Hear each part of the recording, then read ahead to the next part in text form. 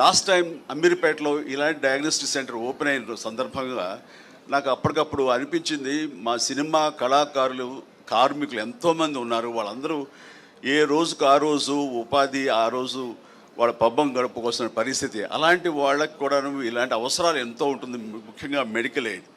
నేను స్టేజ్ మీద ఇలాగే మాట్లాడుతూ అప్పటికప్పుడు సుధాకర్ నువ్వు రమ్మనగానే వచ్చాను, కానీ వచ్చిన పర్పస్ ఏంటంటే నేను అడగాలనుకున్నది, మా సినిమా కార్మికులకు ఏదైనా వెసులుబాటు ఉందా, ఏదైనా సరే ఇంత హై ఎండ్ ఈ మెడికల్ టెస్ట్ సంబంధించిన ఏమైనా సరే మాకు అందుబాటుకు రాగలవా ఇవ్వగలవా అని అడిగాను. ఖచ్చితంగా ఇస్తాను చెప్పండి అన్నయ్య అని అన్నాడు. నన్ను అన్నయ్య అని పిలుస్తాడు, నా తమ్ముళ్ళు అంటువాడు కాబట్టి. వెంటనే దాదాపుగా తన అన్న మాట ప్రకారం 14,000 మంది సినిమా కార్మికులకు చిరంజీవి చారిటబుల్ ట్రస్ట్ అండ్ యోధా డయాగ్నోస్టిక్ సెంటర్ సంయుక్తంగా